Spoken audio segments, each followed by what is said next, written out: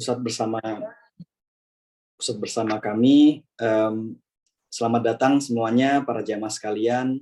Semoga Allah rahmati. Pada kesempatan kali ini kami semua akan membahas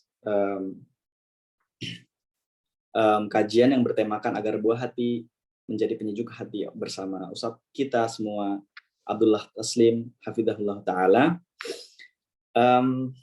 Baik, tanpa berlama-lama, sebelum itu kita memohon kepada Allah Subhanahu wa taala agar Allah memberikan kita semua ilmu yang bermanfaat dan Allah lindungi kita semua dari ilmu yang tidak bermanfaat. Amin ya rabbal alamin. Baik, tanpa berlama-lama kami serahkan kepada Ustadz untuk memulai kajiannya. Barakallahu fiik. Tafadhol Ustadz.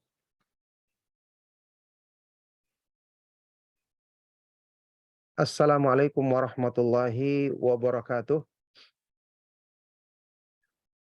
Innal hamdalillah nahmaduhu wa nasta'inuhu wa nastaghfiruh wa na'udzu billahi min syururi anfusina wa min sayyiati a'malina. May yahdihillahu fala mudhillalah wa may yudlil fala hadiyalah.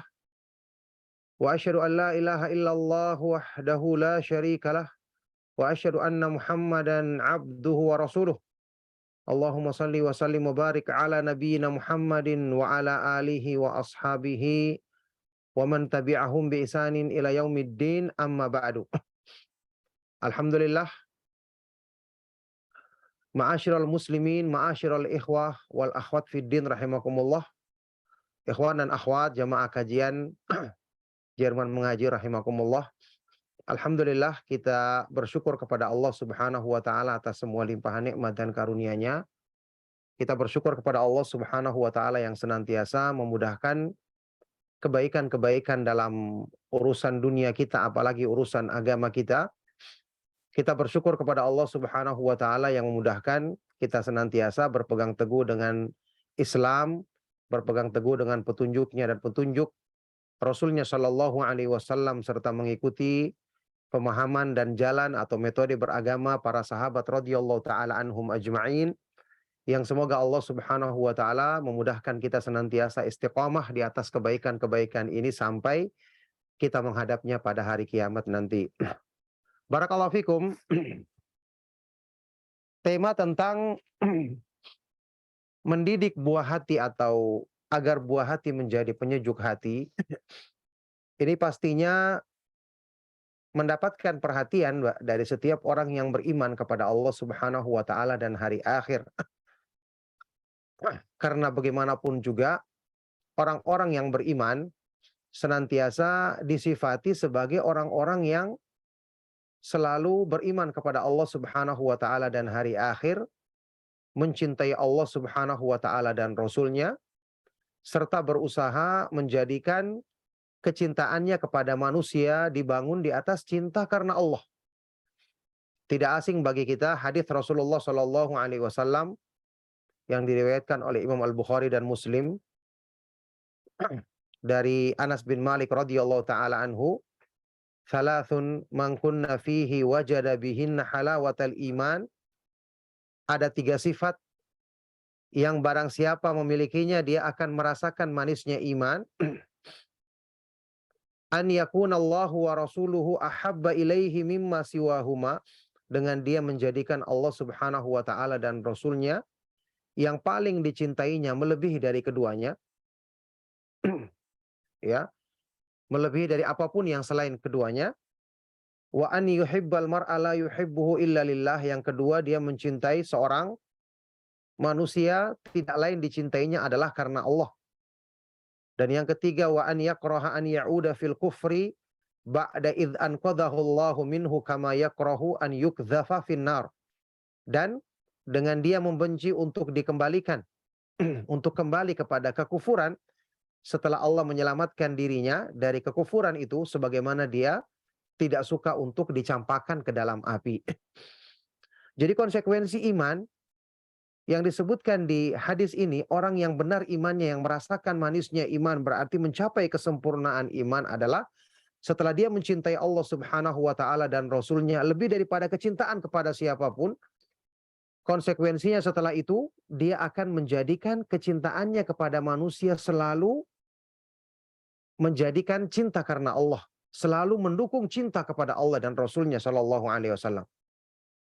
Makanya di sini, ya, ketika seorang manusia memang secara fitrah dia akan mencintai orang-orang yang dekat dengan dirinya, ya terutama orang tuanya tentu saja, anak dan istrinya, saudara-saudaranya. Ini kecintaan yang tidak mesti ada pada fitrah manusia. Dan ini merupakan kecintaan yang asalnya boleh-boleh saja. Ya, Allah Subhanahu wa taala berfirman dalam Al-Qur'an, "Zuyyina lin-nasi hubbus syahawati minan nisa'i wal banina wal qanatiril muqantarati minadh dhahabi wal fiddati wal khailil musawwamati wal an'ami wal harth."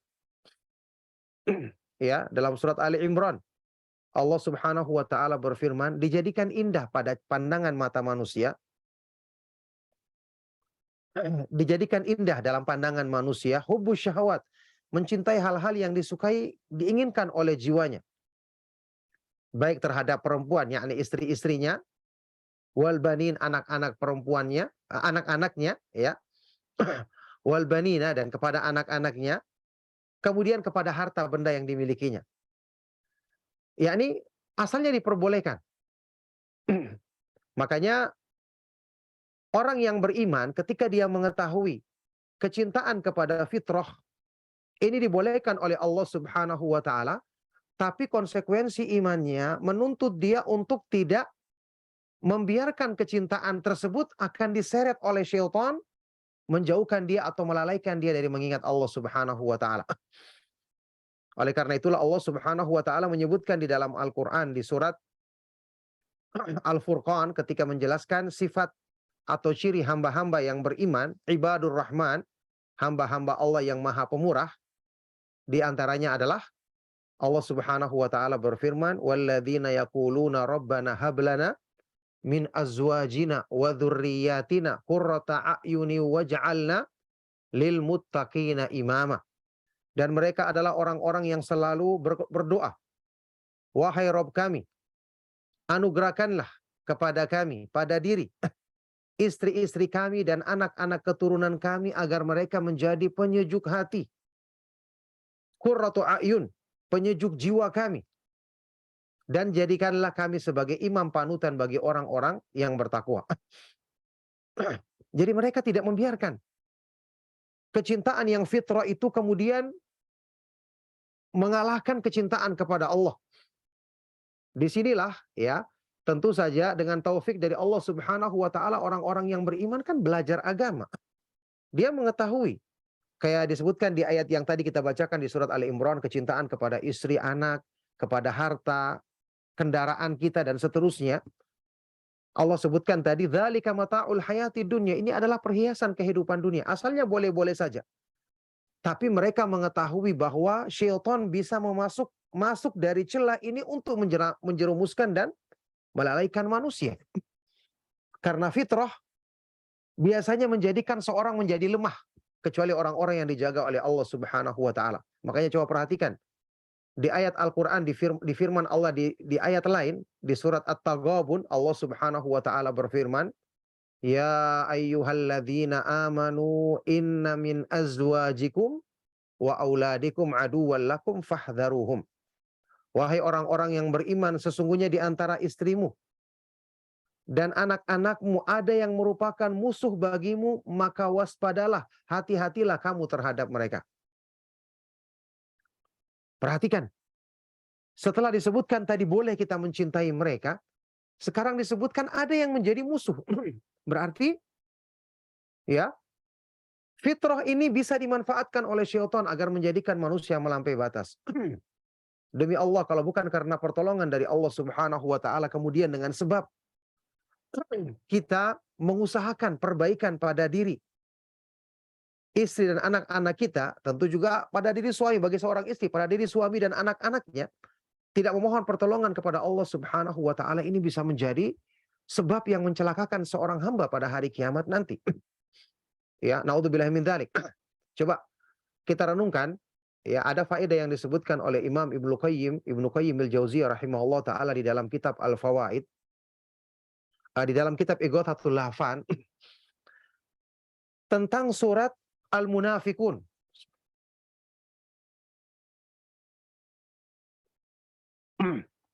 Antum perhatikan surat Al-Munafikun, namanya saja surat Al-Munafikun, pastinya isinya tentang ciri-ciri orang-orang munafik, apa yang mereka lakukan, apa yang mereka ucapkan, bagaimana mereka memusuhi Allah Subhanahu wa taala dan Rasulnya serta orang-orang yang beriman.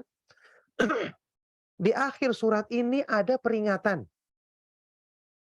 terhadap orang-orang yang beriman. Setelah dijelaskan tentang orang-orang munafik, Allah Subhanahu wa taala berfirman, "Ya ayyuhalladzina amanu la tulhikum amwalukum wala auladukum an dzikrillah wa may yaf'al dzalika faulaika humul khasirun." Wahai orang-orang yang beriman, janganlah menjadikan kamu lalai. Jangan sampai membuat kamu lalai hartamu dan juga anak-anak keturunanmu dari mengingat Allah. Dan barang siapa yang melakukan itu, maka dialah orang-orang yang merugi. Coba, apa hubungannya? Setelah dijelaskan orang-orang munafik, kenapa diingatkan orang-orang yang beriman untuk tidak lalai dari mengingat Allah disebabkan karena kecintaan kepada harta dan anak-anak yang dimilikinya? Kenapa disebutkan seperti ini? Apa hubungannya? Kata Imam Ibnu Qayyim rahimahullah ta'ala, maksudnya peringatan ini adalah untuk mengingatkan orang-orang yang beriman bahwa dari perkara-perkara yang kelihatannya boleh asalnya, mubah, bahkan fitrah, tuntutan fitrah manusia, mencintai anak, istri, mencintai harta, ini kalau melampaui batas bisa menjadi sebab yang mengikis bahkan merusak iman, sehingga menjadikan di dalam hati orang yang beriman itu bisa tumbuh bibit-bibit kemunafikan. Sehingga karena kelalaian yang tadi dibiarkan, lama-kelamaan menjadi sebab iman itu hilang, berganti dengan kemunafikan. Na'udzubillahi min dzalik. Jadi jangan diremehkan. Ya, ikhwan dan akhwat fiddin rahimakumullah, jamaah kajian Jerman mengaji, jangan kita remehkan perkara ini karena ternyata ancamannya sangat-sangat besar. Ya. Jadi tentu saja ya kita semua tahu ayat Al-Qur'an memerintahkan kita, mewajibkan bagi kita untuk apa?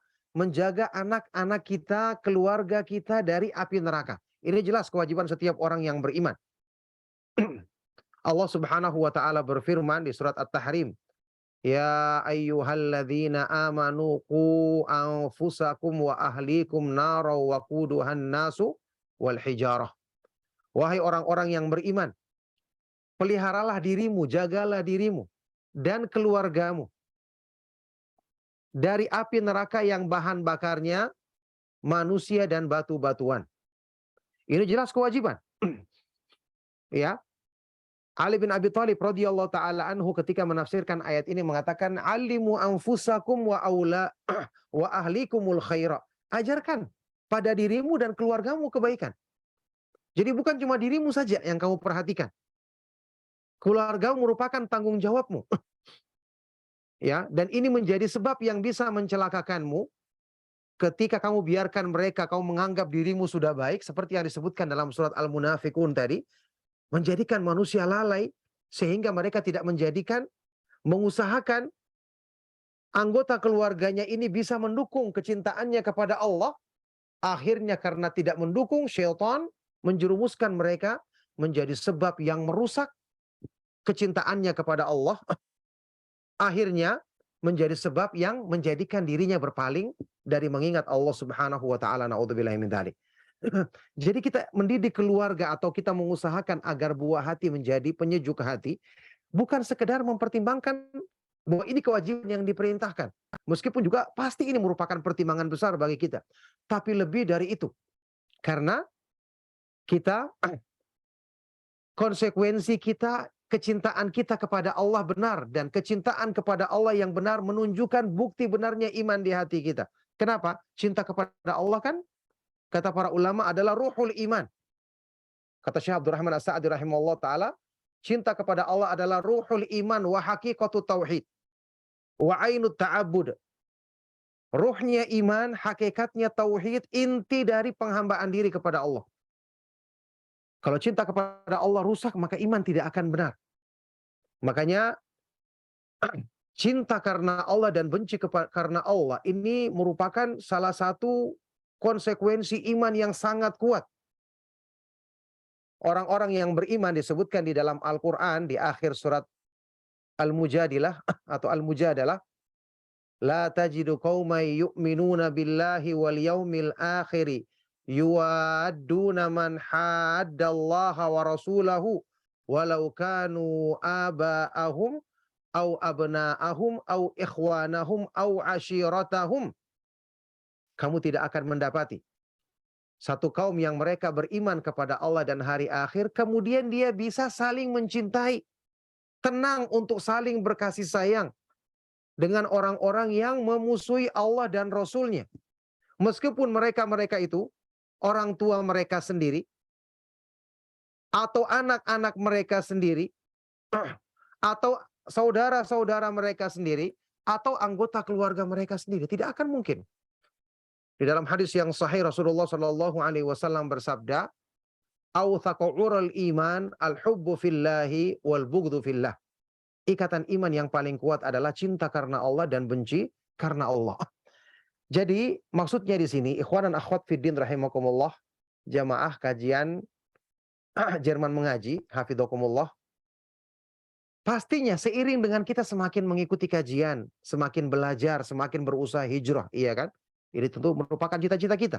Semakin kita belajar tauhid, semakin kita mengenal manhaj salaf, semakin sering kita mengkaji ayat-ayat Al-Quran, hadis-hadis yang sahih tentang iman, tentang perbaikan ibadah, tentang keinginan kita untuk hijrah kepada Allah Subhanahu wa Ta'ala dan Rasul-Nya, pasti iman kita akan semakin tumbuh. Jadi wajar kemudian kalau kita ingin membahas bagaimana menjadikan anggota keluarga kita menjadi penyejuk hati. Ya, bagaimana menjadikan anak-anak kita agar kita tidak sekedar cintai saja, ya, tapi kecintaan tersebut tidak bisa kita lakukan dengan sepenuhnya. Ya, ini sekarang ada hal-hal yang kita cintai, tapi tidak menyenangkan kita. Terbukti kan dalam kehidupan. Ini bukan penyejuk hati namanya. Kita suka, tapi orang ini melakukan hal yang tidak kita ridhoi. Ya, maka ini jelas bukan yang dimaksudkan di ayat tadi. Doanya orang-orang yang beriman yang tadi kita sebutkan. Rabbana hablana min azwajina wa dzurriyyatina qurrata a'yun. Ya Allah, jadikanlah istri-istri kami dan anak-anak kami sebagai penyejuk hati kami. Ya. Ayat ini ditafsirkan oleh Imam Al-Hasan Al-Basri, dinukil dalam tafsir Ibnu Katsir rahimahullah ta'ala. Imam Al-Hasan Al-Basri ketika mengomentari ayat ini, ya, beliau ini adalah imam besar dari kalangan tabi'in rahimahullah ta'ala. Beliau berkata, an yuriyallahu li'abdihil muslim fi waladihi wa walada waladihi wa waladi waladihi wa hamimihi ta'atallahi azza wa jal. La wallahi la syai'a aqarru li'ainil muslim min an yara waladan aw walada waladin aw hamiman lahu muti'an lillahi azza wa jal. Yaitu Allah memperlihatkan bagi hambanya pada diri anaknya, cucunya, istrinya, orang-orang yang disayanginya, mereka selalu mengamalkan ketaatan kepada Allah. La wallahi, sungguh demi Allah, tidak ada satupun, ya, yang lebih menyenangkan hatinya orang yang beriman, menyejukkan pandangannya, kemudian menyenangkan hatinya melebihi dari ketika dia melihat anaknya, istrinya, cucunya, orang-orang yang disayanginya selalu mengamalkan ketaatan kepada Allah Subhanahu wa Ta'ala. Dari sinilah Allah Subhanahu wa Ta'ala menguji imannya orang-orang yang beriman. Diuji dengan apa? Sesuatu yang memang benar-benar merupakan tuntutan fitrahnya.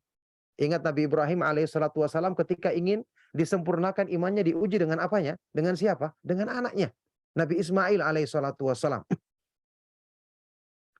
Ketika dia sedang sayang-sayangnya. Kemudian diperintahkan untuk menyembelihnya.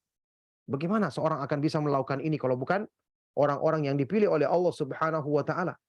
Itulah sebabnya Nabi Ibrahim alaihissalatu wassalam bersama Nabi kita Nabi Muhammad sallallahu alaihi wasallam dipilih sebagai dua khalil, kekasih Allah yang paling dekat. Rasulullah sallallahu alaihi wasallam bersabda, "Innallaha qad ittakhadhani khalilan kama takhadha Ibrahim khalilan." Dalam Sahih Muslim. Sesungguhnya Allah Subhanahu wa taala telah menjadikan aku sebagai kekasih terdekatnya sebagaimana Allah menjadikan Nabi Ibrahim sebagai khalil, kekasih terdekatnya. Ya. Jadi ini gelar tertinggi. Makanya kalau orang-orang mengatakan Rasulullah sallallahu alaihi wasallam Habibullah, Nabiullah, ini benar, tidak salah. Habib, kekasih Allah. Tapi harusnya ada yang lebih khusus, karena kalau cuma kekasih, setiap orang-orang yang bertobat dicintai oleh Allah, kekasih Allah.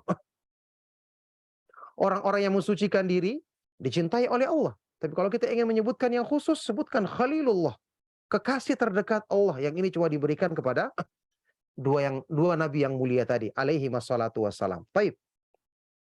Dari sinilah ikhwan dan akhwat fiddin rahimakumullah, orang yang beriman bersemangat untuk menyempurnakan imannya dengan mengusahakan untuk mengarahkan fitrahnya agar mendukung kecintaannya kepada Allah. Ya. Ayat tadi yang tadi kita bacakan, ya ayyuhalladzina amanu inna min azwajikum wa auladikum aduwwan lakum fahdharuhum. Wahai orang-orang yang beriman, sesungguhnya di antara istrimu dan anak-anakmu ada yang menjadi musuh bagimu. Kenapa disebutkan anak dan istri? Padahal orang-orang yang kita cintai secara fitrah banyak.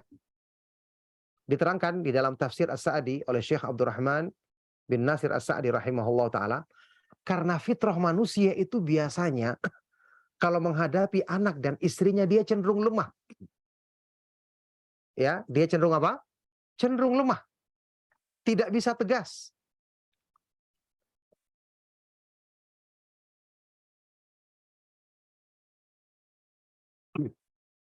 Seorang laki-laki yang kuat menghadapi perempuan, menghadapi rengekan anaknya, dia tidak akan tega. Ya. Disinilah syaitan masuk untuk menjadikan seseorang digoda agar membiarkan anak dan istrinya atau orang-orang yang terdekat dengannya dengan alasan tadi tidak tega, akhirnya dibiarkan melakukan hal-hal yang melanggar syariat Allah Subhanahu wa taala. Dibiarkan dengan kesenangan dunia, memperturutkan hawa nafsu mereka, tidak diajak di dalam kebaikan. Ini jelas menjadi sebab kecelakaan. Seperti yang disebutkan di dalam ayat tadi. Menjadi musuh. Bahkan pada hari kiamat nanti mereka akan saling menghujat satu sama lainnya. Allah Subhanahu wa taala berfirman ya, di dalam Al-Qur'an, al-akhillau yauma idzin ba'dhuhum li ba'din aduun illal muttaqin. Orang yang saling berkasih sayang, yang saling mencintai ketika di dunia, nanti pada hari kiamat akan saling bermusuhan satu sama lainnya kecuali orang-orang yang bertakwa. Kecuali orang-orang yang bertakwa. yakni hanya orang-orang yang membangun cintanya di atas takwa. Maka kedekatan mereka, saling mencintainya mereka, kasih sayang mereka akan terus berkelanjutan sampai masuk ke dalam surganya Allah Subhanahu wa taala dengan rahmat dan karunia-Nya. Oleh karena itulah, ya, disinilah sebenarnya kalau kita berpikir dengan pandangan akal sehat, apalagi dengan agama kita harusnya berpikir kalau kita mencintai keluarga kita mencintai anak-anak kita, istri kita, kan kita tidak ingin cinta ini hanya berakhir dengan berakhirnya dunia. Kita tidak mau nanti di akhirat malah menjadi permusuhan, saling menghujat. Di akhirat nanti kita tahu masing-masing manusia akan mencari alasan agar selamat ketika mempertanggungjawabkan dirinya di hadapan Allah Subhanahu wa taala. Kalau perlu dia akan lari. Yauma yafirrul mar'u min akhihi wa ummihi wa abihi wa sahibatihi wa banihi likulli imri'in minhum yauma idzin sya'nu yughni. Pada hari kiamat nanti seseorang akan yafirru, lari dari saudaranya, saudara kandungnya, dari bapak dan ibunya, dari istri dan anaknya. Likulli imri'im minhum. Masing-masing manusia pada waktu itu punya kesibukan yang mencukupi. Ini punya pertanggungjawaban terhadap dirinya, cukup untuk itu yang diurusnya. Tidak mau lagi dia akan menanggung yang lainnya. Ya, orang malah kalau bisa menebus dengan apa saja yang dimilikinya, tapi tidak bermanfaat lagi. Yang mendukung kita saat itu adalah amal-amal soleh yang kita lakukan, dan amal-amal soleh tersebut adalah yang ikhlas karena Allah. Makanya termasuk amal soleh yang kita jadikan sebagai pendukung kebaikan kita dengan izin Allah pada hari kiamat adalah kalau kita mencintai keluarga kita karena Allah, karena mengharapkan wajah Allah, bukan karena dunia semata-mata, bukan karena mengikuti syahwat semata-mata. Apa buktinya kita menjadikan cinta kita karena Allah? Kita ajak mereka kepada kebaikan. Kita ajak mereka agar dekat kepada Allah. Kita ajak mereka selalu melaksanakan ketaatan kepada Allah. Ajak pengajian, yang salah kita tegur dengan cara yang baik. Kita biasakan hidup mereka untuk dekat dengan zikir kepada Allah, dekat dengan pengajian, dekat dengan mendengarkan ceramah-ceramah yang bermanfaat, dekat dengan selalu menjaga zikir pagi dan petang, zikir setelah sholat, zikir masuk rumah, keluar rumah, bahkan masuk WC, keluar WC. Masya Allah. Ini bukti bahwa kita mencintai mereka karena Allah Subhanahu wa Ta'ala. Ini yang akan menjadikan cinta kita kepada mereka kekal. Karena didasarkan dengan sesuatu yang kekal. Ini makna yang disebutkan oleh para ulama tentang firman Allah Subhanahu wa Ta'ala di dalam Al-Qur'an. Kullu man 'alaiha fan wa yabqa wajhu rabbika dzul jalali wal ikram. Di dalam surat Ar-Rahman. Semua yang ada di dunia ini adalah fana, akan hancur ketika hari kiamat nanti. Dan yang kekal adalah wajah Rabbmu yang memiliki keagungan dan kemuliaan. Ya, apa artinya? Segala sesuatu yang ditujukan untuk mengharapkan wajah Allah, maka dia akan kekal dengan kekalnya wajah Allah. Demikian diterangkan di dalam tafsir. Yakni amalan soleh. Kita mengerjakan amal kebaikan. Kalau niatnya tidak ikhlas, apakah bermanfaat pada hari kiamat? Tidak. Karena niatnya mencari dunia, hancur ketika hancurnya dunia. Hanya mencari pujian dan harta, hancur ketika semuanya yang di permukaan bumi ini hancur. Di ayat yang lain Allah Subhanahu wa Ta'ala berfirman, kullu syai'in halikun illa wajhah. Segala sesuatu di muka bumi ini akan binasa kecuali wajah Allah Subhanahu wa Ta'ala. Maka seperti itu kalau kita menjadikan hubungan kita dengan orang-orang yang dekat dengan kita adalah karena Allah. Dia akan kekal.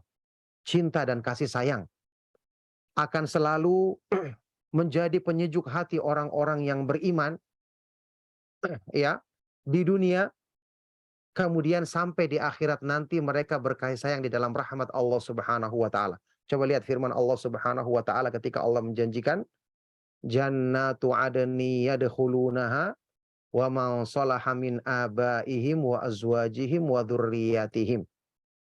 Surga yang kekal abadi yang mereka akan masuk ke dalamnya, orang-orang yang beriman itu akan masuk ke dalamnya bersama orang-orang yang soleh dari kalangan orang tua mereka, istri-istri mereka, dan anak-anak keturunan mereka. Kalau kita benar-benar mencintai anak dan istri kita, harusnya kita wujudkan cinta yang seperti ini. Apalagi dengan mempertimbangkan keutamaannya. Di antara sebab yang menjadikan orang-orang yang mengenal agama semangat mendidik anaknya agar menjadi penyejuk hatinya adalah ya, karena kebaikan-kebaikan anak ini bisa menjadi amal soleh yang diharapkan oleh orang tuanya meskipun dia telah meninggal dunia. Masya Allah. Kita tahu Allah Subhanahu wa Ta'ala akan mencatat amal-amal soleh yang kita kerjakan dan yang ada bekasnya, yang terus mengalir pahalanya meskipun kita telah meninggal dunia. Di dalam surat Yasin, Rasulullah SAW, Allah Subhanahu wa Ta'ala berfirman, wa naktubu ma qaddamu wa atharahum, dan kami akan tuliskan apa yang mereka kerjakan di dunia serta jejak-jejak yang mereka tinggalkan. Apa jejak yang mereka tinggalkan? Yakni amalan soleh yang masih ada bekasnya. Seperti apa? wakaf yang terus diamalkan. Ya, ini orang bangun masjid misalnya, orang membeli Al-Quran, terus dibaca Al-Quran, ilmu yang diajarkan. Masih ingat sabda Rasulullah Shallallahu Alaihi Wasallam yang terkenal dalam Sahih Muslim? Rasulullah Sallallahu Alaihi Wasallam bersabda, "Idza mata ibnu Adam inqata'a amaluhu illa min thalathin, shadaqatin jariyatin aw ilmin yuntafa'u bihi aw waladin salihin yad'u lahu." Jika seorang manusia meninggal dunia, terputus amalnya. Ini hukum asal. Ketika dia telah meninggal dunia, selesai. Karena dia sudah selesai amalnya. Kecuali tiga. Tiga ini yang disebut di ayat tadi. Masih ada bekas-bekas yang ditinggalkannya. Pertama apa? Sedekah yang terus mengalir pahalanya. Yakni sesuatu yang contohnya diwakafkan, masjid, madrasah, ya, sesuatu yang terus dibaca misalnya, tulisan-tulisan yang bermanfaat, atau buku-buku, apalagi mushaf Al-Quran. Yang kedua, ilmu yang diajarkan atau diambil manfaatnya. Masya Allah, orang mengajarkan ilmu, kita menyampaikan satu amal kebaikan berdasarkan Al-Quran dan Sunnah, orang mengamalkannya, maka terus kita mendapatkan pahalanya. Yang ketiga apa? Awaladin salihin yad'u lahu, atau anak soleh yang mendoakan kebaikan kepada orang tuanya. Poin yang ketiga ini, subhanallah, anaknya. Anak yang soleh. Seseorang yang mendidik anaknya menjadi anak yang soleh. Atau mengusahakan sebab-sebab kebaikan untuk anaknya. Maka ini termasuk pahala yang terus mengalir untuk orang tuanya. Di sini sering saya ingatkan tentang makna hadis ini di dalam beberapa kajian. Orang selalu salah mengartikannya. Orang mengartikannya doa anak yang soleh. Salah pengertian ini. Ini mempersempit sesuatu yang luas. Ya, Rasulullah SAW tidak mengatakan doa anak yang soleh. Rasulullah mengatakan anak yang soleh. Yang dia itu ciri-cirinya selalu mendoakan orang tuanya. Karena anak yang soleh ini yang selalu ingat orang tuanya. Karena dia diperintahkan untuk selalu berbuat baik kepada orang tuanya. Jadi maksudnya anak yang soleh ini kebaikan-kebaikannya itu selalu mengalir kepada orang tuanya otomatis, tidak perlu dikirim. Kenapa? Karena anak termasuk bagian usaha orang tuanya. Jadi ketika Allah Subhanahu wa taala berfirman, wa allaisa lil insani illa ma sa'a, dan sesungguhnya seorang manusia tidak akan mendapatkan pahala kecuali dari apa yang pernah diusahakannya, termasuk anaknya itu bagian dari usahanya. Ini yang dijelaskan oleh Syekh Al-Albani rahimahullah taala dalam kitab Ahkamul Janaiz. Beliau menguatkannya dengan sebuah hadis Rasulullah Shallallahu alaihi wasallam yang diriwayatkan di dalam Sunan At-Tirmidzi, juga dalam Musnad Imam Ahmad, dinyatakan hasan oleh Syekh Al-Albani rahimahullah taala derajat hadis ini. Rasulullah Shallallahu alaihi wasallam bersabda, "Inna athyaba ma akala ar-rajulu min kasbihi wa inna waladahu min kasbihi." Sesungguhnya sebaik-baik yang diusahakan oleh seseorang adalah dari usaha tangannya sendiri. Yakni sebaik-baik penghasilan seseorang dari usahanya sendiri. Tidak meminta-minta, tidak bergantung kepada orang. Wa inna waladahu min kasbihi, dan sesungguhnya anak itu termasuk dari usahanya. Masya Allah. Anak termasuk bagian dari usahanya. Jadi ini menunjukkan kepada kita seorang anak itu bisa menjadi pahala yang terus mengalir meskipun orang tuanya sudah meninggal dunia. Itulah sebabnya kenapa dalam Islam dianjurkan memperbanyak keturunan. Iya kan? Keturunan yang tentu akan dididik dengan baik. Yang kemudian dengan sebab ini akan terus mengalir pahalanya kepada orang tuanya tersebut. Rasulullah Shallallahu alaihi wasallam di dalam hadis yang diriwayatkan oleh sahabat Ma'qil ibnu Yasir radhiyallahu taala anhu, Ma'qil ibnu Yasir radhiyallahu taala anhu, pernah ada seseorang yang bertanya kepada Rasulullah Shallallahu alaihi wasallam tentang menikahi perempuan. Maka Rasulullah Shallallahu alaihi wasallam bersabda, "Tazawwajul wadudal waluda fa inni mukathirum bikumul anbiya'a yaumal qiyamah." Nikahilah perempuan-perempuan yang penyayang dan al-walud, memiliki banyak keturunan, karena aku akan membanggakan jumlah kalian yang banyak pada hari kiamat nanti. Jelas kalau umatnya Nabi Muhammad SAW umat-umat yang beriman akan menjadi sebab kebanggaan.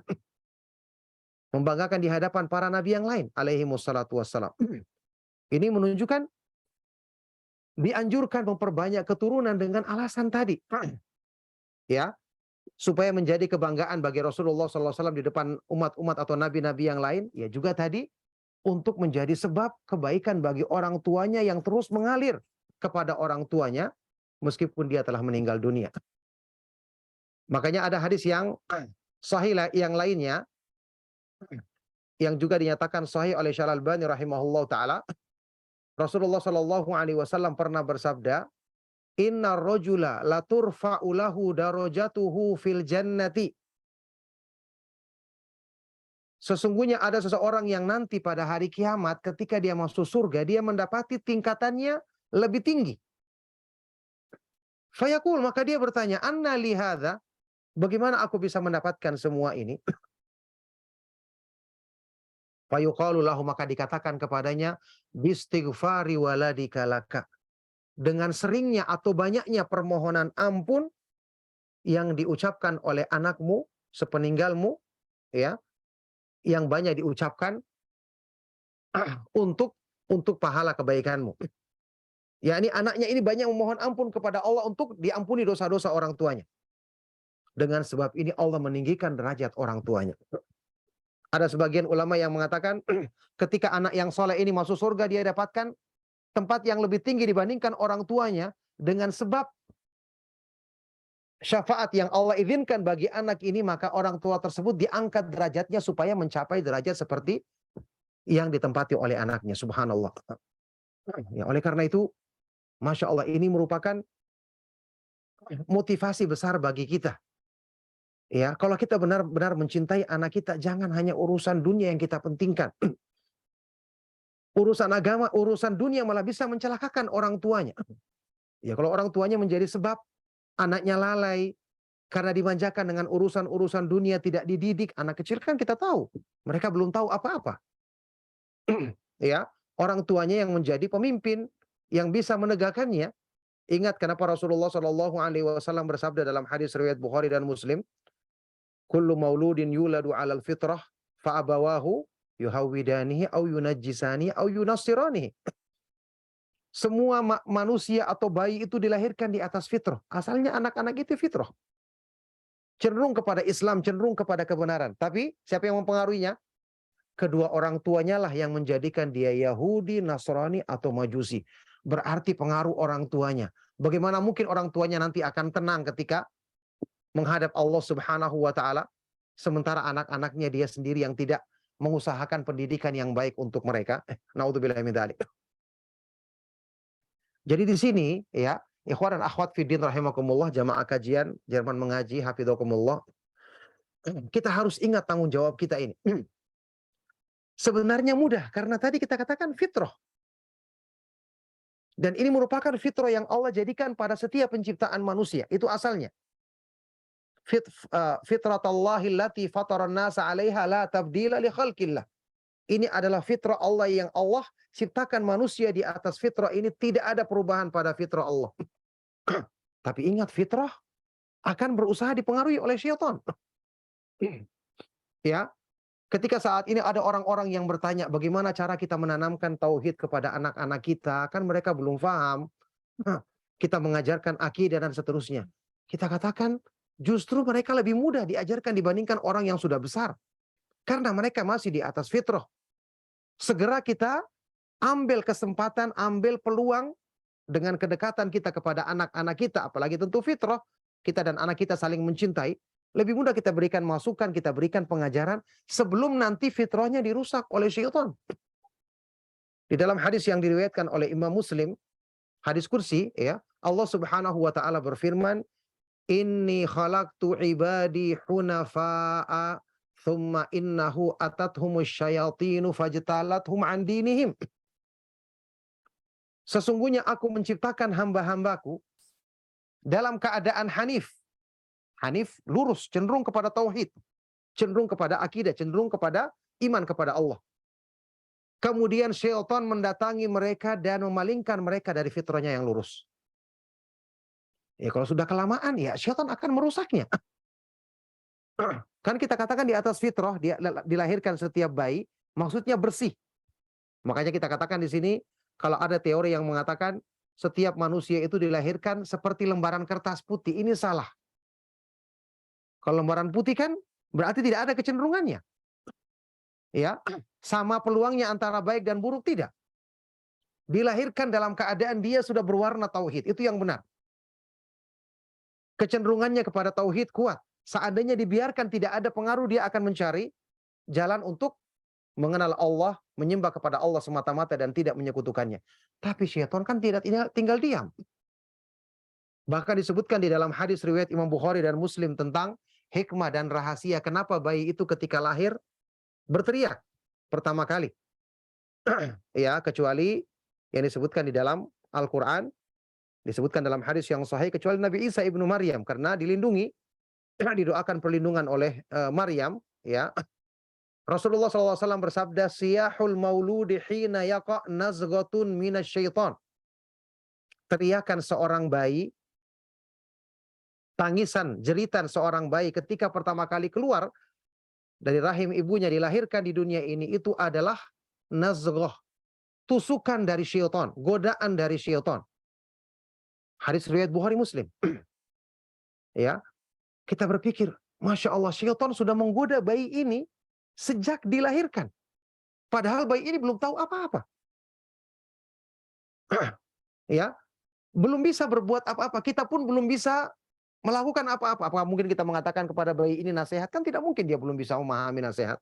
Masih butuh bertahun-tahun agar dia bisa memahami nasihat. Disinilah fungsinya syariat Islam sebagai petunjuk yang sempurna. Kenapa kita diperintahkan melakukan adab-adab yang berhubungan dengan kelahiran bayi? Ini semua merupakan bagian untuk mendekatkan bayi ini dengan penjagaan Allah, dengan mengamalkan sunnah Rasulullah Sallallahu Alaihi Wasallam. Ya, mulai dari hari pertama bayi dilahirkan, kita doakan keberkahan. Ada sunnah Rasulullah Sallallahu Alaihi Wasallam ditahnik, dikunyahkan kurma, kemudian dimasukkan ke dalam langit-langit, dalam mulut bayi tersebut, diusapkan ke langit-langitnya. Kemudian nanti ada hari ke-7 diberi nama, dipotong rambutnya, kemudian diakikoi. Ya, ini semua adalah untuk mendekatkan kebaikan-kebaikan bagi bayi tersebut yang juga bermanfaat bagi orang tuanya.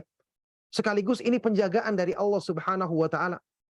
Karena kita belum bisa berbuat apa-apa untuk mencegah syaitan yang telah berusaha, baru keluar bayinya, ya, masih berdarah-darah dia, masih bercampur dengan air ketuban ibunya, syaitan sudah berusaha untuk menanamkan bibit-bibit godaan kepadanya. Bahkan kita tahu syariat Islam melakukan penjagaan dengan sempurna kepada bayi ini sejak proses pertama bayi ini. Kenapa disyariatkan bagi suami istri? Ya, kita tahu semua. Ya, ini afwan karena merupakan bagian dari syariat kita yang agung, yang mulia. Ketika berhubungan intim suami dan istri disyariatkan membaca doa. Dalam hadis riwayat Imam Al-Bukhari dan Muslim, Rasulullah Shallallahu Alaihi Wasallam bersabda, "Lau anna ahadakum hina ata ahlahu qala."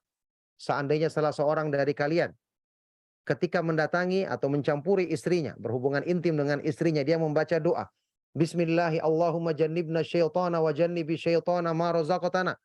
Dengan nama Allah, ya Allah, jauhkanlah kami dari syaitan dan jauhkanlah syaitan dari anugerah yang akan engkau berikan kepada kami. Fa innahu in yuqaddar bainahuma waladun fi dzaka lam yadurruhu syaitanun abadan.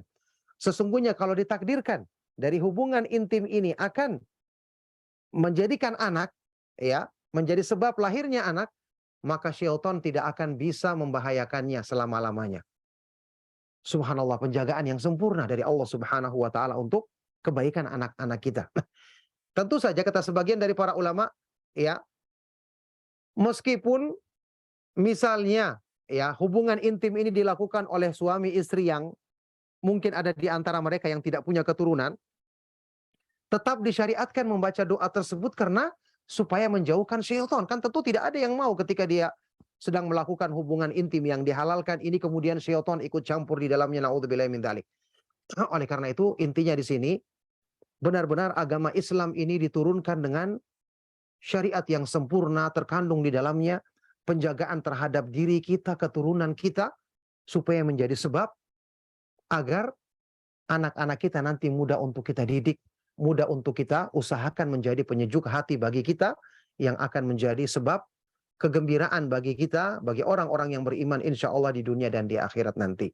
Oleh karena itu, barakallahu fikum ikhwan dan akhwat fiddin rahimakumullah, ini hendaknya menjadi perhatian bagi kita semua untuk kita selalu mengusahakan ya anak-anak kita, anggota keluarga kita selalu dekat dengan pengajian, dekat dengan nasihat yang baik, dekat dengan petunjuk Allah Subhanahu wa taala, dekat dengan pelajaran tauhid, dengan mengenal sunnah Rasulullah SAW dan mengamalkannya, dekat dengan pemahaman para sahabat radhiyallahu taala anhum ajmain. Barakallahu fikum. Mungkin ini nasihat yang bisa saya sampaikan di kesempatan sore hari ini. Semoga bermanfaat dan menjadi sebab kebaikan untuk dunia dan akhirat kita. Mungkin masih ada waktu untuk kita beri kesempatan bagi antum yang ingin menyampaikan pertanyaan sehubungan dengan materi yang kita sampaikan tadi atau hal-hal yang lain tentang masalah agama tentu saja. Barakallahu fikum. Demikianlah. Sallallahu wasallam wa barak ala nabiyyina Muhammad wa ala alihi wa sahbihi wa man tabi'ahum bi ihsanin ila yaumiddin walhamdulillahi rabbil alamin. Alhamdulillahirrahmanirrahim. Jazakallahu khairan Ustaz Abdullah Taslim atas penyampaiannya. Semoga penyampaian yang disampaikan Ustadz menjadi amal jariah untuk Ustadz dan kami semua dapat mengamalkan dan merubah pola hidup kami menjadi lebih baik dan menjadikan karakter kita menjadi orang tua yang senantiasa menjaga keluarga diri dan keluarganya dari api neraka. Baik Ustadz, saya akan bacakan beberapa pertanyaan. Untuk tadi Ustadz ya, untuk mendidik mendidik anak itu, bolehkah kita meniatkan pendidikan kepada anak ini untuk diri kita sendiri? Karena tadi kan termasuk amal jariah ya Ustadz ya. Anak yang soleh itu termasuk amal jariah. Bolehkah kita berpikir bahwa ini investasi untuk kita agar surga kita kelak menjadi lebih tinggi, atau kita perlu meniatkan juga bahwa agar Allah ridho dan atau meniatkan juga bahwa anak ini semoga anak ini nanti selamat juga gitu Ustaz. Iya, barakallahu fikum. Pertanyaan yang sangat baik sekali. Semoga Allah Subhanahu wa taala senantiasa melimpahkan kebaikan kepada antum yang bertanya dan juga untuk kita semua. Ya, tentu saja semua niat-niat yang baik boleh disertakan. Selama itu bukan niat dunia semata-mata, ya, diperbolehkan. Niat-niat yang tadi disebutkan semua niat yang baik. Kita niat mendidik anak kita karena ikhlas karena Allah, karena kita melaksanakan perintah Allah, karena kita niatkan ini menunaikan kewajiban kita, karena kita niatkan agar mendapatkan pahala dan keutamaan. Tidak ada pertentangan semua. Karena semua ini berhubungan dengan hal-hal yang Allah janjikan, hal-hal yang Allah sebutkan keutamaannya. Masa Allah sebutkan keutamaannya kita tidak tertarik? Padahal termasuk di antara ciri orang yang beriman kan percaya kepada janji-janji Allah dan keutamaan yang Allah janjikan di akhirat nanti. Nah, barakallahu fiik. Barakallah. Kemudian pertanyaan selanjutnya yaitu Bismillah Ustadz, bagaimana caranya kita merawat fitrah anak, khususnya untuk kami yang tinggal di negara mayoritas non-muslim ini, dan bagaimana cara meminta ampunan kepada Allah untuk orang tua kita? Apakah cukup dengan istighfar yang diniatkan untuk mereka, atau harus minimal dengan doa untuk orang tua yang lazim kita ketahui, Ustaz? Ya, barakallahu fikum. Pertanyaan sangat baik sekali. Barakallahu fiik. Semoga Allah Subhanahu wa taala senantiasa melimpahkan taufik kebaikan dan keberkahan bagi antum yang bertanya dan juga bagi kita semua. Ya, menjaga fitrah tentu kita tahu kita berada di lingkungan yang baik sama lingkungan yang tercampur, ya mesti akan berbeda usaha kita mestinya. Ya, kita berusaha mencari lingkungan-lingkungan yang baik. Di antara kita ada orang-orang yang ngaji, kita kumpulkan anak-anak kita, bahkan kalau bisa ada yang selalu menyampaikan nasihat di antara mereka. Mungkin kita bisa bergantian, atau mungkin bahkan kita mengusahakan ada guru yang khusus menyampaikan kebaikan-kebaikan mereka di samping kegiatan-kegiatan mereka yang lain. Ya, waktu kita mencarikan sekolah, tempat mereka belajar, kita harus ingat lingkungannya, karena lingkungan sangat mempengaruhi, ya. Kemudian tentu saja kita berusaha untuk sebisa mungkin mencari lingkungan yang baik untuk anak-anak kita. Karena kalau sudah terlanjur terpengaruh, maka ini yang akan sangat sulit untuk merubahnya kecuali dengan pertolongan Allah Subhanahu wa taala. Ya, makanya tentu kita tidak lupa yang paling utama kita usahakan adalah banyak berdoa kepada Allah Subhanahu wa taala. Kemudian tadi banyak mengajak mereka ke teman-teman pergaulan yang baik, banyak menanamkan kepada mereka sebab-sebab yang mendukung dan meluruskan fitrah mereka. Ya, nah, kemudian untuk orang tua tentu kita mohonkan pengampunan dan doakan kebaikan. Kalau kita ulang-ulangi doa yang sudah kita ketahui, Rabbighfirli wali walidayya warhamhuma kama rabbayani shaghira juga baik. Ya, karena ada mengandung permohonan ampun kepada kedua orang tua, memohon agar mereka mendapatkan rahmat. Ya, kita doakan kebaikan-kebaikan. Misalnya kita doakan, ya Allah ampunilah kedua orang tuaku, rahmatilah, selamatkan dia dari azab kubur, dari azab api neraka, mudahkan dia untuk meraih keridhaan-Mu, mudahkan dia untuk masuk surga dan seterusnya. Itu doa-doa yang kita ulang-ulang, kita baca untuk kebaikan orang tua kita.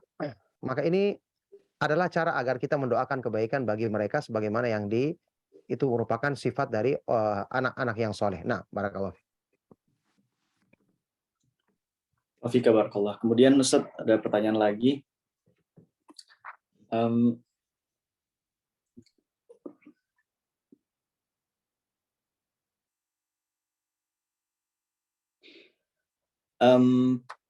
Assalamualaikum.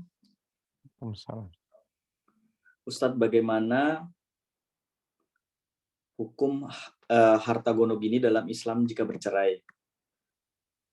Kedua, maaf keluar dari materi, tapi pertanyaan ini sudah lama mau saya sampaikan. Kenapa beberapa orang kalau di pemilihan umum tidak ikut memilih, apakah hukumnya? Dan kemudian batasan mana seorang istri bisa cemburu kepada suaminya? Terima kasih. Iya, barakallahu fikum. Ya, semoga Allah Subhanahu wa taala senantiasa melimpahkan rahmat dan kebaikan kepada beliau yang bertanya, juga kepada keluarga dan kepada kita semua. Pertama, hukum harta gono gini. Ketika suami istri bercerai, asalnya ya harta yang dimiliki oleh suami dan harta yang dimiliki oleh istri ya harta miliknya sendiri. Tidak ada keharusan untuk membagi harta tersebut dengan yang disebut dengan gono gini, kecuali hanya sekedar dia menafkahi istrinya di masa-masa idahnya. Sampai selesai masa idahnya maka selesai kewajibannya untuk menafkahi istrinya. Kalau mereka bercerai. Ya, kemudian tentu saja ya kalau misalnya dalam perceraian tadi ada anak, maka yang wajib untuk membiayai anak tersebut adalah sang suami, bapaknya. Tetap dia wajib untuk memberikan nafkah sesuai dengan kemampuannya. Ya. Kemudian nanti masalah hak asuh kita sudah ketahui, kalau itu anak itu masih kecil maka ibunya yang memiliki hak asuh tersebut, kecuali kalau ibunya sudah menikah lagi karena dia akan sibuk mengurusi anak dari suaminya lagi, maka itu diserahkan kepada bapaknya. Kalau sudah dewasa maka akan disuruh memilih anak tersebut. Ala kulli hal yang berhubungan dengan harta gono gini tadi kembali kepada masing-masing yang memilikinya. Tidak ada keharusan bagi suami untuk membagi harta dengan istrinya kecuali hanya sekedar untuk memberikan nafkah selama masa idahnya saja. Nah, pertanyaan berikutnya tadi ada yang sebatas mana tadi kecemburuan Yang tentang itu tadi Ustaz, apa tadi tentang kalau di pemilihan umum tidak ikut memilih, apa hukumnya? Oh ya, terus yang berikutnya? Yang berikutnya adalah batasan mana seorang istri bisa cemburu kepada suaminya. Oke. Barakallahu fiik. Masalah pemilu, kita ketahui pemilihan umum itu secara asal hukumnya kan dia bagian dari demokrasi, dan demokrasi itu kan bukan bagian dari Islam. Namanya saja kan bahasa Yunani. Dan prinsip-prinsip dasarnya banyak yang bertentangan dengan Islam, seperti misalnya pemungutan suara kayak pemilu. Kan hukum asalnya dalam Islam tidak boleh semua orang memilih. Sekarang ya bagaimana mungkin masyarakat yang tidak tahu apa-apa, bahkan orang-orang yang bodoh disuruh memilih? Sehingga sekarang dengan demokrasi suara terbanyak yang menang, padahal belum tentu suara terbanyak yang baik. Yang ada dalam Islam itu adalah yang disebut dengan ahlul halli wal aqd, ya orang-orang yang berilmu yang harusnya dikumpulkan orang-orang yang paham tentang agama, tentang apa ini kepemimpinan, tentang negara, tentang hubungan-hubungan ilmu-ilmu yang dibutuhkan untuk seorang menjadi kepala negara. Ini saja yang berkumpul kemudian memilih orang yang terbaik di antara mereka. Memilih siapa di antara terbaik yang pantas dalam hal ini. Itu yang harusnya disyariatkan dalam Islam. Sebagaimana dulu ketika pemilihan khalifah, ya, bisa juga dengan istikhlaf, khalifah yang sebelumnya memilih orang yang dianggapnya paling sesuai sebagaimana yang dilakukan oleh Abu Bakar As-Siddiq radhiyallahu taala anhu, atau dengan majelis syura setelah itu Umar ibn Khattab, ya, menunjuk beberapa orang yang dianggap pantas, kemudian dipilih salah seorang di antara mereka yang kemudian dipilih Utsman ibn Affan, setelah itu Ali bin Abi Thalib radhiyallahu taala anhum ajma'in. Ini menggambarkan kepada kita tentang harusnya yang memilih itu adalah orang-orang yang seperti ini. Oleh karena itu, pemilihan umum kalau terjadi misalnya dalam kondisi-kondisi darurat, kita boleh ikut sebenarnya kalau darurat. Ada dua orang yang satunya memusuhi Islam, ya, satunya baik keislamannya, tentu kita berusaha memilih karena darurat. Tapi kalau seandainya baiknya sama-sama saja, ya maka kita mungkin sebagian orang tidak memilih karena alasan ini hukum asalnya dia tidak sesuai dengan syariat Islam, tidak seperti yang diajarkan di dalam cara memilih pemimpin di dalam Islam. Nah, barakallahu fiik.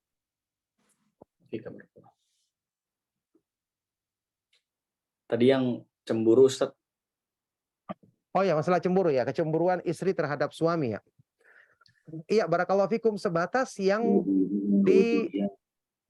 sesuai dengan syariat Islam. Kalau seorang suami misalnya, ya, dia punya hubungan dengan perempuan dengan alasan untuk saling menasehati, kemudian bisa berkomunikasi dalam waktu yang lama, jelas ini istri berhak untuk cemburu karena ini bisa mendatangkan fitnah. Rasulullah SAW bersabda, "Ma taraktu ba'di fitnatan hiya adarru 'alar rijali minan nisa." Itu hadis sahih riwayat Imam Muslim. Aku tidak meninggalkan setelahku fitnah yang lebih besar bagi laki-laki melebihi fitnah perempuan. Jadi hal-hal yang seperti ini boleh bagi istri untuk menegur suaminya, cuman tidak boleh juga hanya asal menuduh atau mudah mencurigai atau mudah bersangka buruk, tidak boleh. Kalau ada bukti-bukti yang nyata, hendaknya dia menasihati dengan cara yang baik.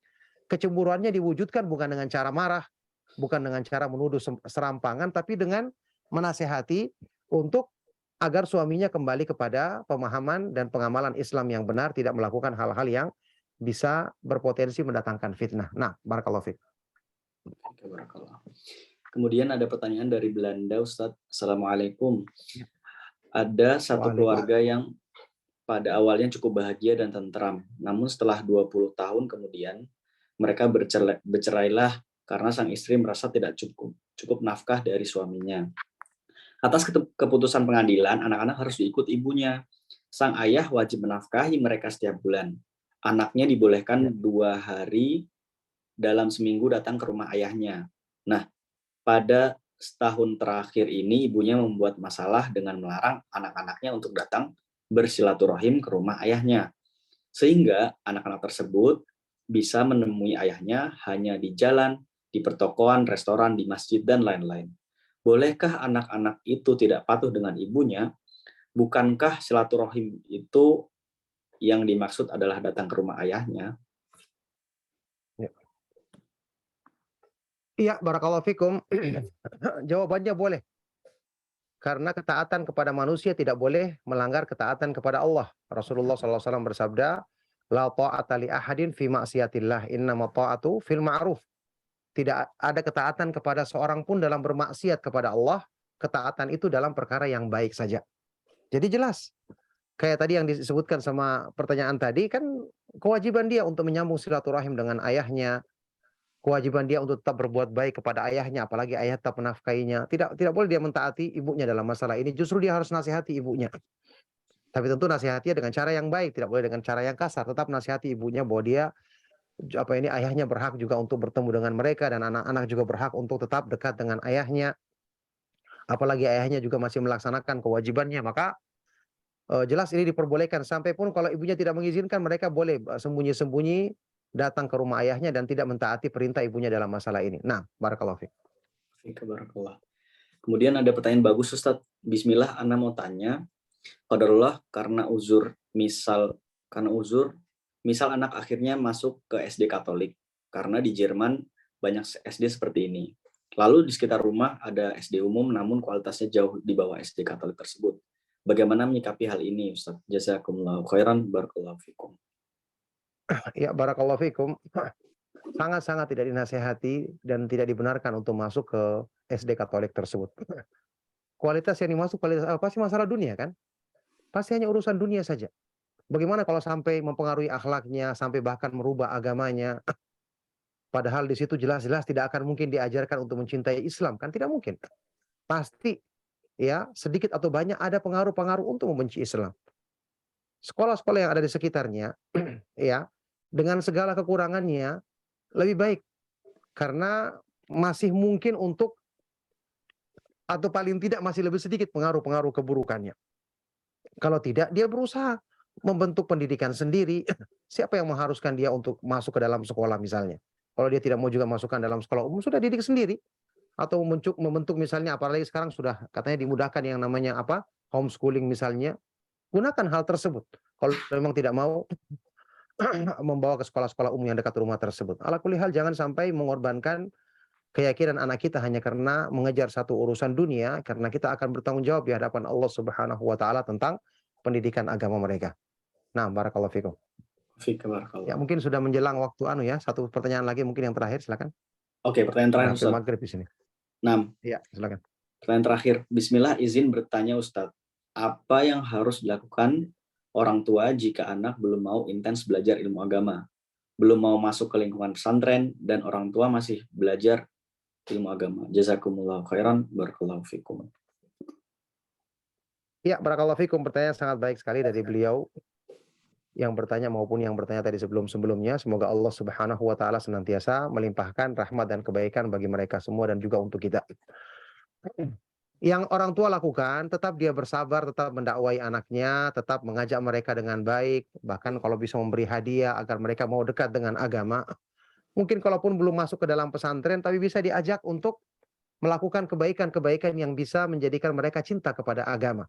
Tentu ini yang mampu dilakukan oleh orang tua, ya. Adapun masalah hidayah kan di tangan Allah Subhanahu wa taala. Kalau orang yang sebaik Nabi Nuh alaihi salatu wasalam saja, kita tahu bagaimana baiknya para nabi dan para rasul mendidik anak istri mereka, tetap anak dan istrinya juga tidak mau beriman. Apalagi kita yang tentu tidak sebaik dakwah dan nasihat para nabi dan yang disampaikan oleh para nabi dan rasul alaihi wassalatu wassalam. Yang jelas dia berusaha, dia lakukan sebab-sebab kebaikan karena ini akan bernilai pahala dan tidak sia-sia di sisi Allah Subhanahu wa taala. Masalah hidayah itu di tangan Allah. Mudah-mudahan Allah Subhanahu wa taala jadikan dengan sebab kesungguhannya Allah berikan bukakan hidayah dalam hati anaknya agar mau menerima dan mengikuti Islam dan mau belajar Islam dengan benar. Barakallahu fikum. Demikianlah ini pertanyaan yang terakhir. Semoga apa yang kita bahas dan kita kaji serta pertanyaan-pertanyaan yang kita jawab di kesempatan kajian kita menjadi sebab untuk kebaikan dunia dan akhirat kita.